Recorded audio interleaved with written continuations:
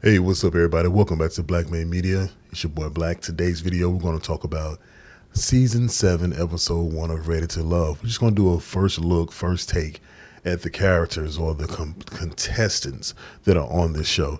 So, without further ado, I'm just going to jump right into it. Now, we have to first talk about Andre, right? Andre is 39 years old. He's an entrepreneur. But the one question I have for Andre is what's going on with that curl that's in the center of his forehead? Who patted him on the back and said that was a good idea? Another thing is that I do love bow ties. I think it's a very distinguished look. But I think if you're over 30, 35 years old, then you should be able to make your own bow tie and not wear a clip-on bow tie.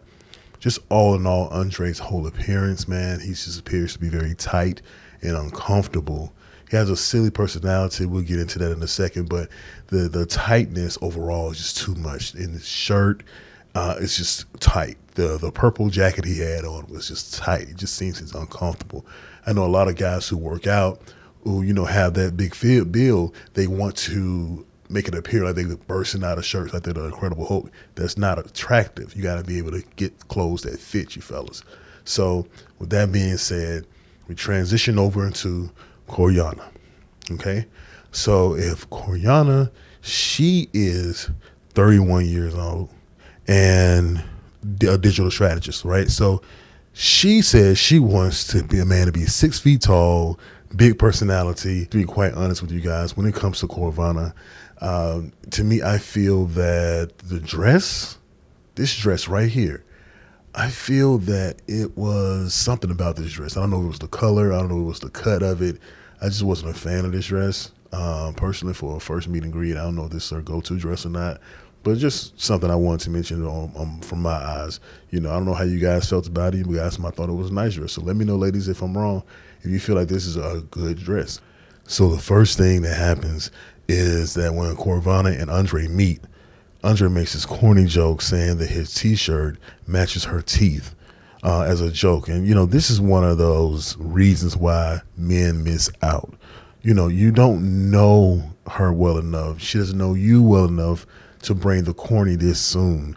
You have to allow that woman to establish or build some type of like towards you before you start getting into the whole corniness to be accepted.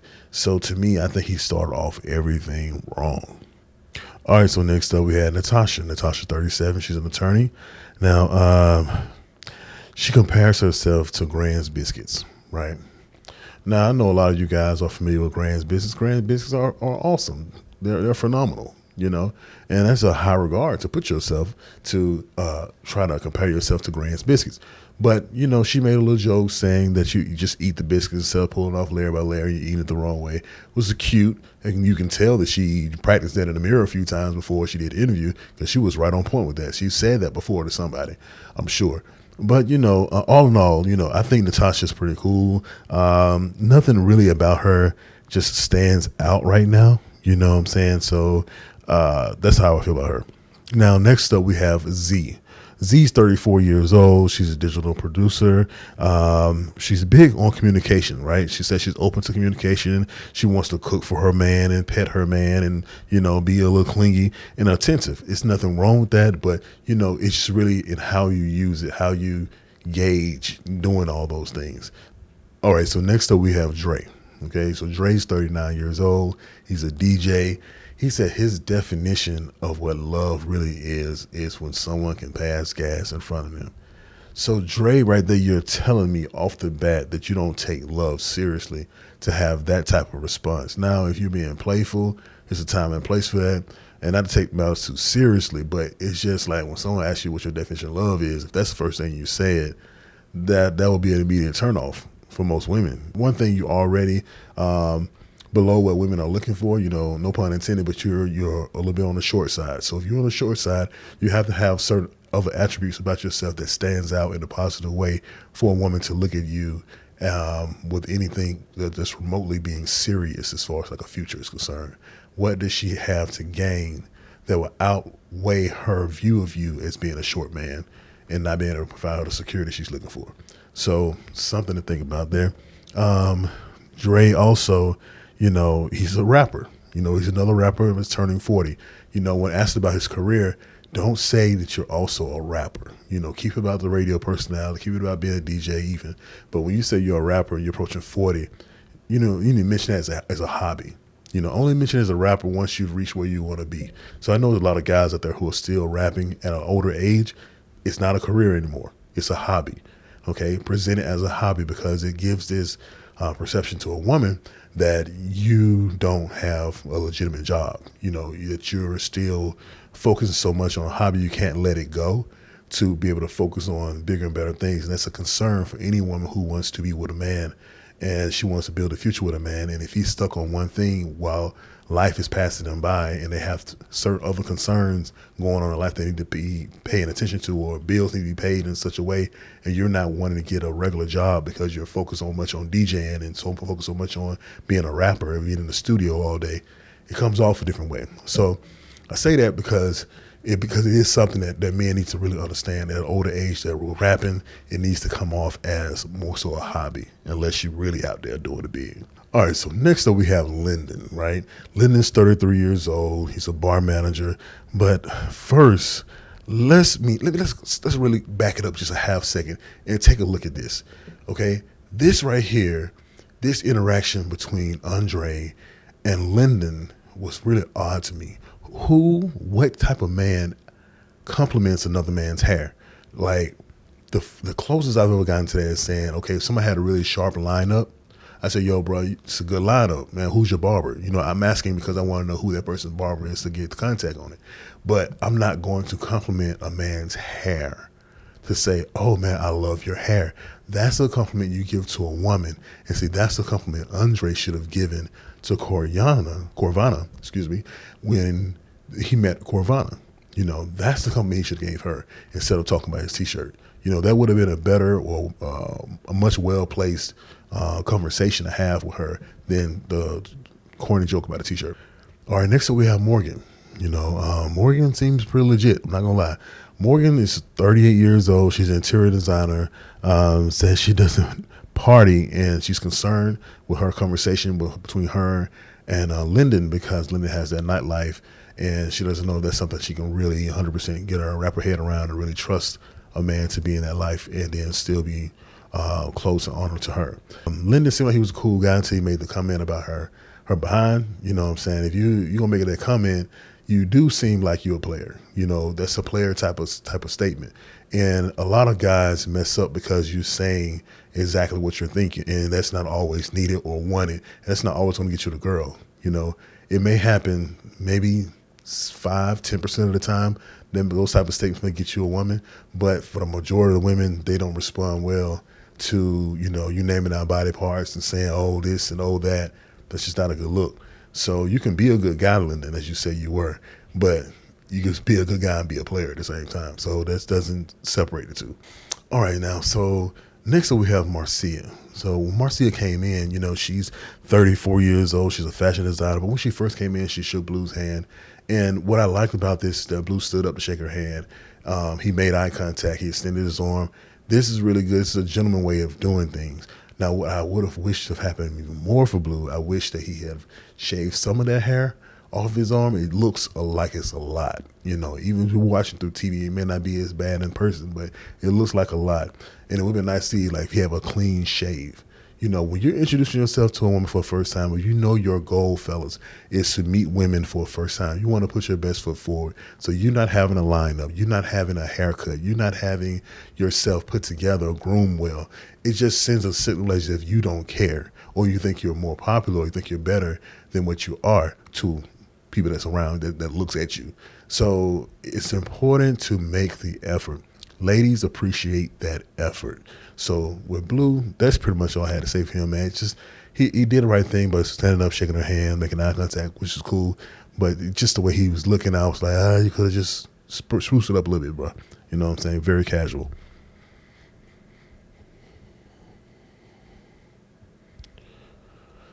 So that gets us into Marcia. Marcia says that, she can date herself. She can date herself. So, most people say they can date themselves. Then they're very stuck on what they want, When someone says they're going to date themselves, anything outside of what they think is right is not much that they'll be willing to compromise with. And compromise is a big part of being in a relationship. So without that, it just seems like that's going to be something missing for her. It's going to be hard for her to capture what she's looking for if it's not exactly to the T what she wants. And that's just not a good look. All right, so next is Mercedes. Mercedes, 31. She's a flight attendant. Very pretty girl. Very pretty girl. I have to give it to the Mercedes. She's a very pretty girl. She seems like she's like a Luna 2.0. Type of version of me. Very laid back, very cool. You can have fun conversations with her. You can have serious conversations where she kind of give that vibe out from my interaction, or not my interaction, but me seeing her during the first episode. She seems like she's just that type of woman. She balances the romantic interest versus the homegirl very well, because it's a very thin line. And you notice, later in the episode we saw where Z was being seen as the homie, the homegirl. But I think the difference between her and Mercedes is the fact that Mercedes, she can give you that vibe of lover and friend, which is the best combination to have in any relationship. So that's the tough part for a lot of people to do when they threaten that line between friendship and being someone of interest. Usually that interest part is missing. Friendship shines way more because you're trying to get that person to like you. And it shouldn't be that. It shouldn't be you making an attempt to have someone to like you. They should just like you just by being yourself. So when you're at that effort as far as trying to win someone over, it drives them out. So next up, we see Mr. DeMarco. DeMarco, 37 years old. He is an accountant. Now, with DeMarco, not much information was given about him at this point of the show. He said he's a numbers man, and he was able to understand that 16 people was shorter than 20. I didn't know what kind of degree he needed to figure that one out, but I'm not gonna leave him alone. Leave him alone. So we had DeMarco. The next thing you know, we have Anthony. Anthony, 39 years old. He's a nurse practitioner. Very important job. That role is serious, man. So congrats to him for that. But with him, I don't know. Something seems like it's just missing with Anthony. Like I don't know yet. I can't put my finger on it right now with Anthony, but you need to see a little bit more of him. I didn't see a lot of what he had to offer during this show. They had very little talking points for Anthony. So I'm very, very interested to see where he goes with the show. Yeah. And then next up, you have Tommy, talking to the guests about dating and dating pools and what's in a dating pool and all that stuff. But then he brings out Rashid and Simone, right? That's supposed to be the big draw, the big wow. Mr. and Mrs. Ages and Stages. Okay. So, which was cool. I didn't have a problem with this. I actually thought it had a lot of value to add further into the show. But what's sad, though, is that Rashid and Simone is the only couple out of 7 seasons to actually be officially a couple or officially engaged couple. And to me, it's something that's like, wow about that. Like, what's missing from the show that there could be a bigger or better success rate? Like, people are watching these shows every single season looking to see who's going to find love, but the love only lasts as long as the season does. So as of late, so that is one positive couple, though, I will say, that came from the show. Hopefully them being on the show will not doom them like it did for Liz and Chris. So, best of luck there. So now the mixing really begins, right? So what was weird to me, first of all, was when Mercedes introduced herself to Lyndon, as her name was Mercedes. He said, yes, of course, as if she gave off a vibe of a typical Mercedes, or she has a look of a typical Mercedes. So I thought that was kind of odd. I don't know if you guys picked up on that or not.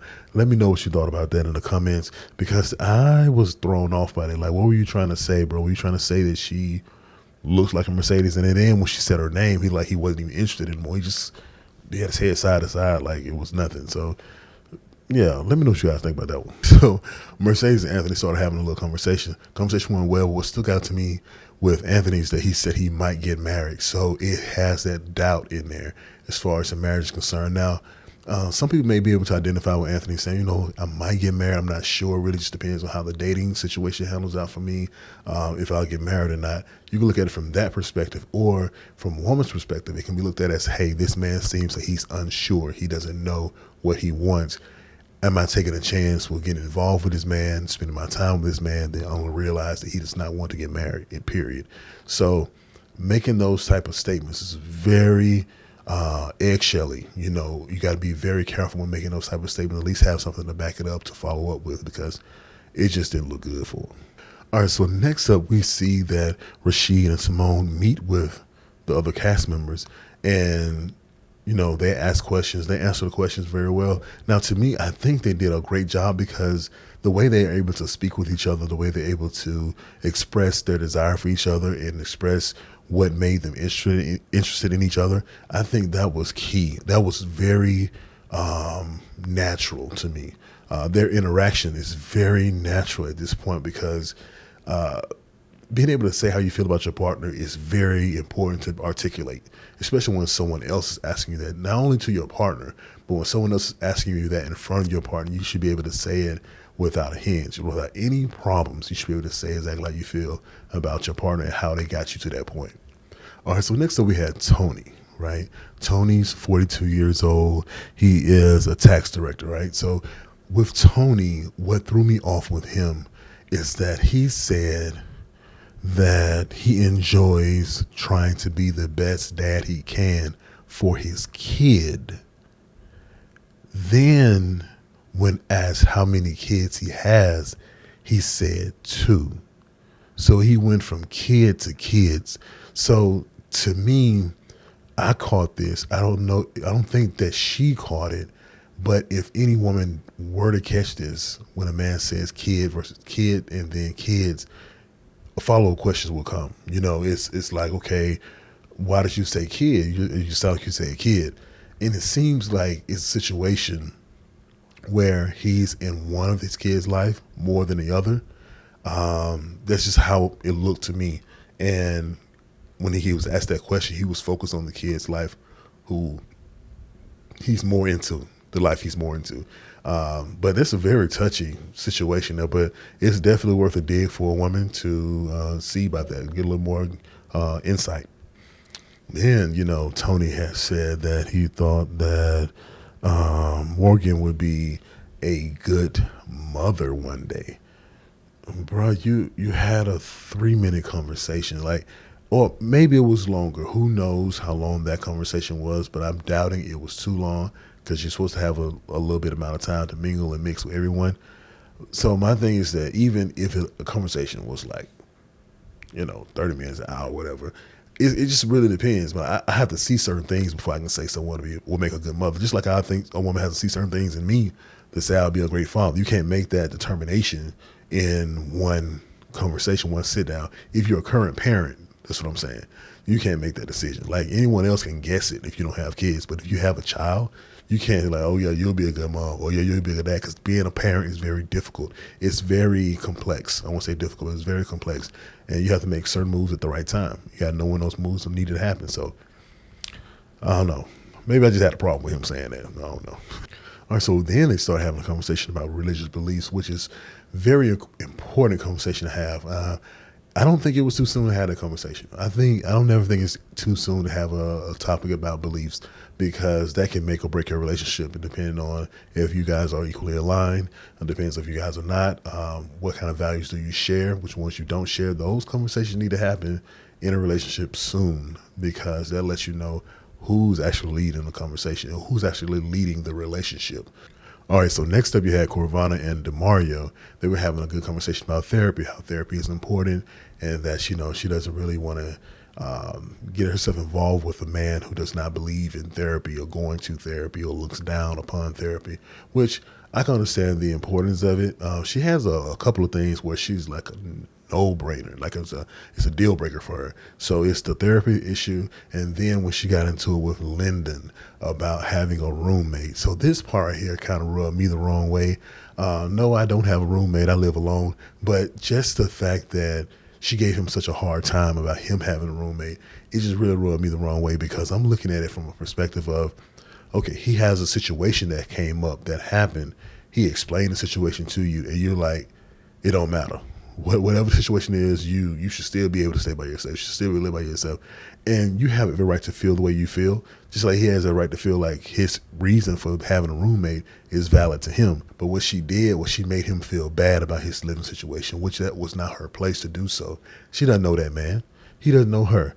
He was kind enough to offer an example or a situation he was in, which caused him to be in a roommate situation. So if that wasn't good enough for her, okay, fine. But she's like, I don't care. I don't care. You shouldn't be, you still shouldn't be having a roommate. So it's like, for me, it just feels like she's the type of woman that would not be in your corner or support you if you have a downfall. It's like she'll put you in that, well, you should have did this anyway. Well, you should have did that. Or why didn't you do this? Why didn't you do that? So I think it's one of those situations for me where I would pass on Carvana.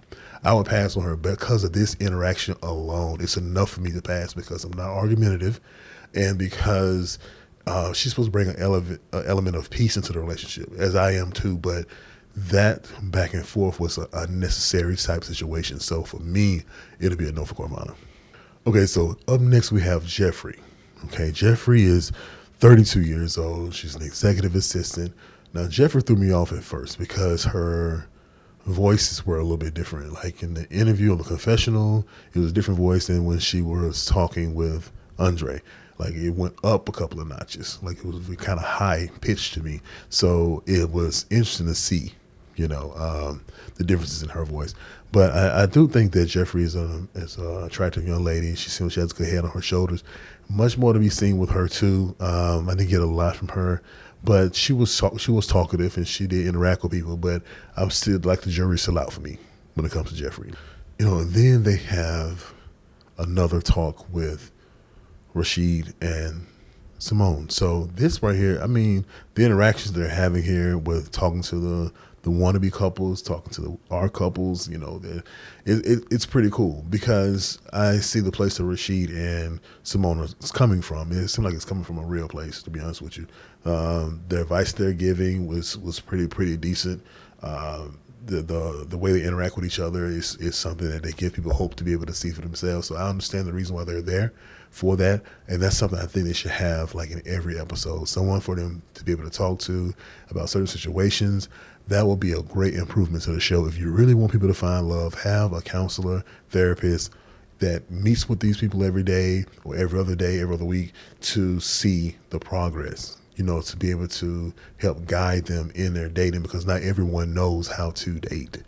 And that's a sad fact that not everyone knows how to date. Obviously, you see these people that on the show, they're very attractive people, the men, women attractive to the women, men and women are attractive to the men.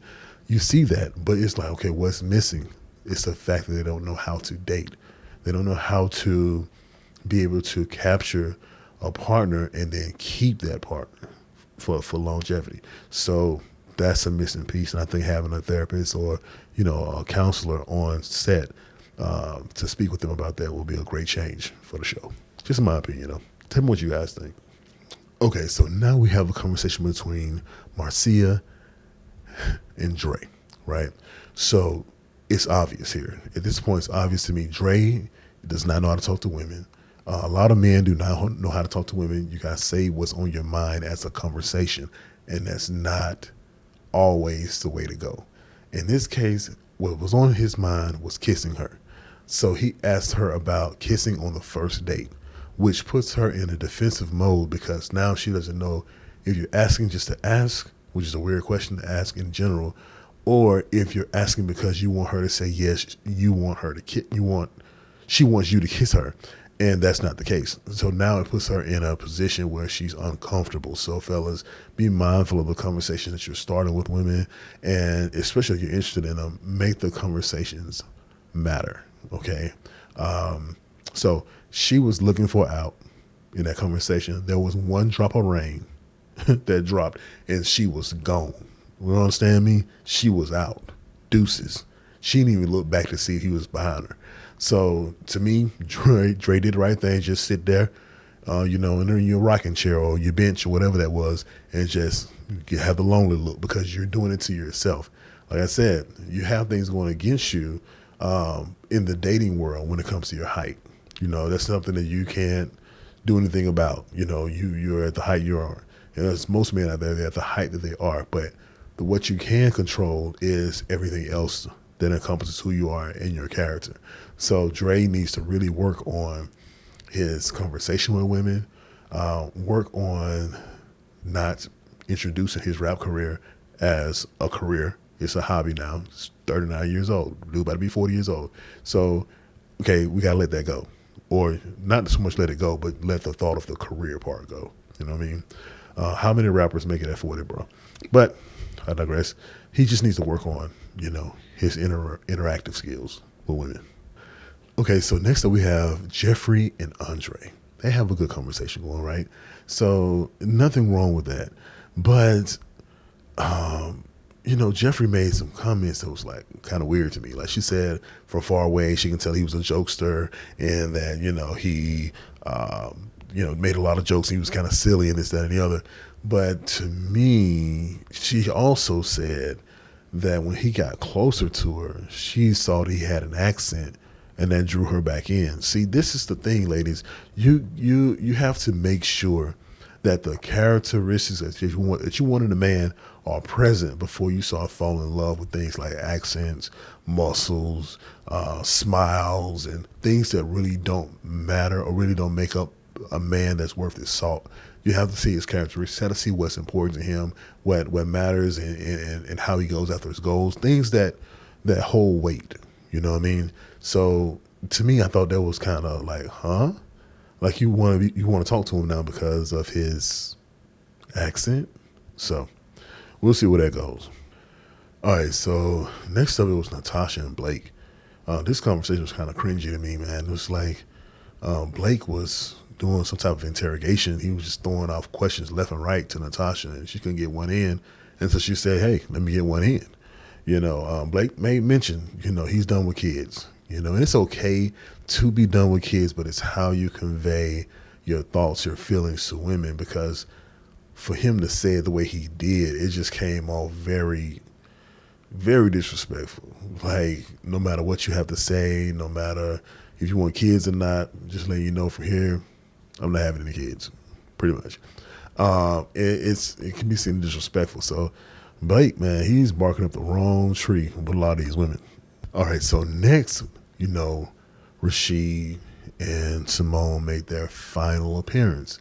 So they asked Simone, hey, do you have any last words you want to give to everybody? And she made a very good point. Like, she told to ask the tough questions. And I've been saying that from the start, man. You have to ask the tough questions, not the ice cream, not the favorite color. Ask the tough questions, the ones that you have to pay attention to the response, not the ones that you're like, oh, okay, just whatever. You got to pay attention to the response. But then after that, after she said that, in comes the proposal. Now, you guys, I'm kind of up and down about this proposal, to be quite honest with you, because to me, it seemed like it was kind of scripted. But at the same time, I felt that it was some realness to it. I don't know why. So to me, what stuck out to me was when Simone was asked about, what was her last, words that she wanted to give everybody. She stepped out and away from Rashid and Tommy. She stepped off to the side by herself. And to me, I was like, why is she way over there? And then Rashid steps up and makes his grand gesture, and then it looks perfect on camera how far they were away from each other when he got on bended knee. So to me, I think that the proposal was already done before, and they just did another proposal on the show. But at the same time, I think it was a cool idea to do the proposal where you guys first met. So that's why I say I'm up in the air about it, man. People do all types of, the production will do all types of things to make ratings and whatever. So I get it, right? So I'm not even beating him up about that.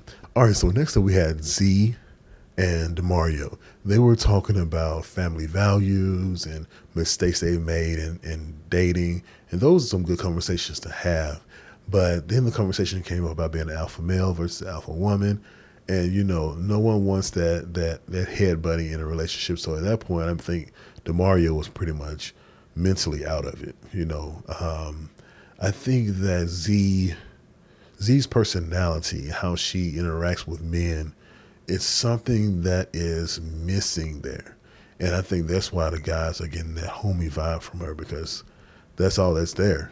It's not a romantic element. It's not a flirtatious vibe that's taking place during the interaction. So I think with Z, yeah, she got to learn how to flirt.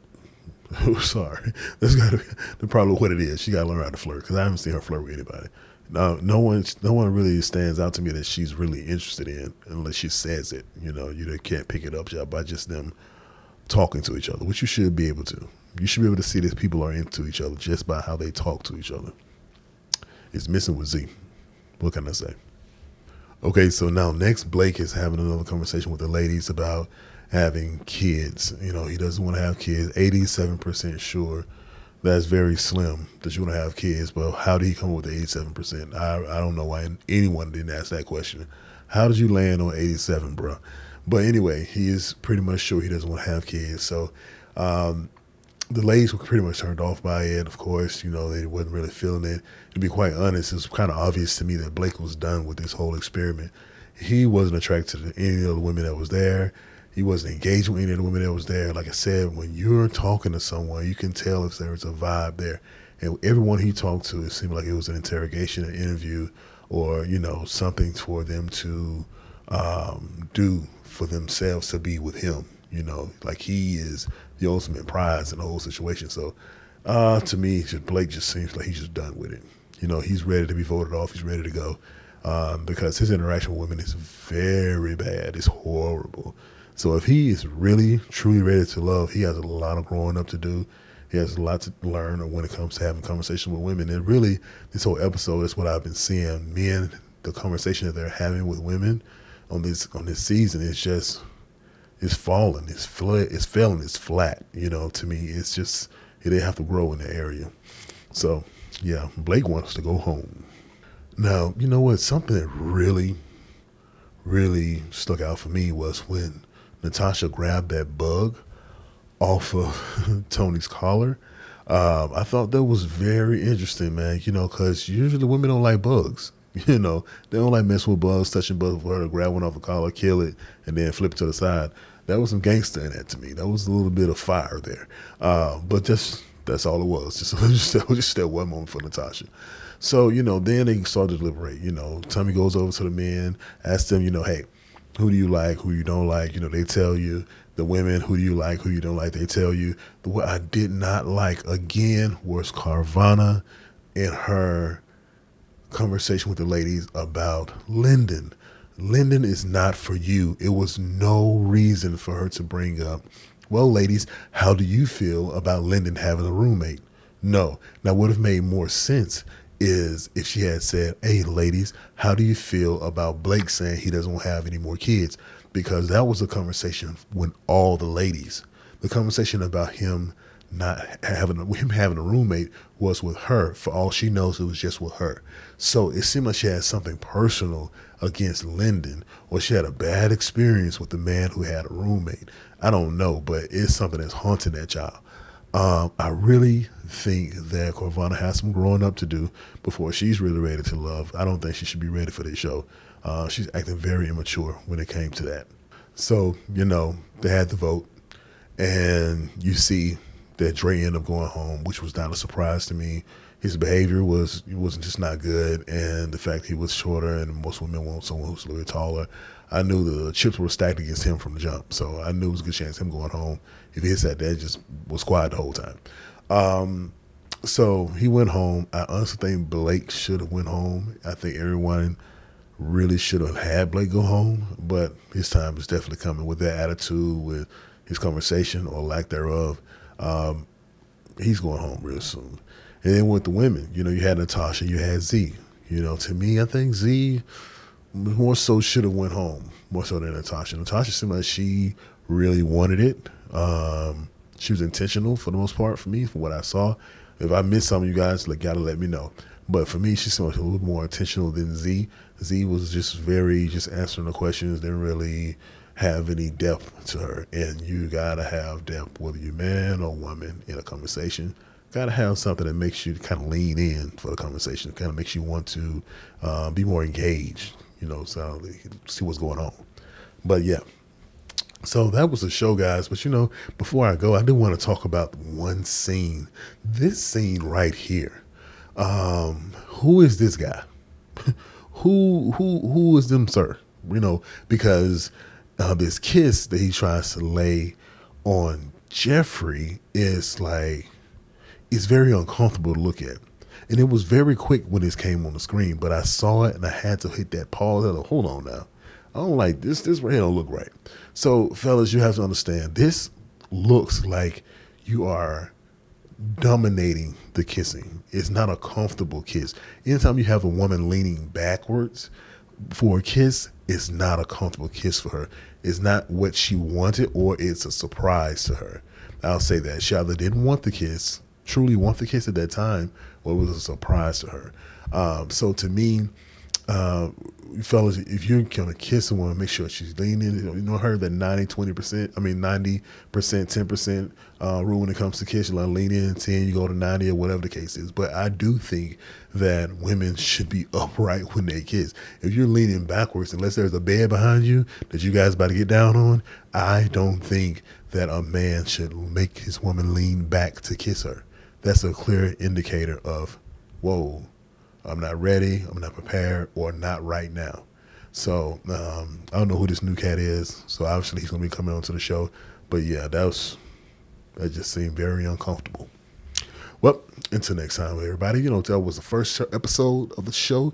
We're going to see how things look in next episode. So join me back next week. I promise, guys. I'm going to try to put these videos out sooner than 3 days after the show airs. But I'll see you guys next week. Until next time, it's your boy Black. Peace.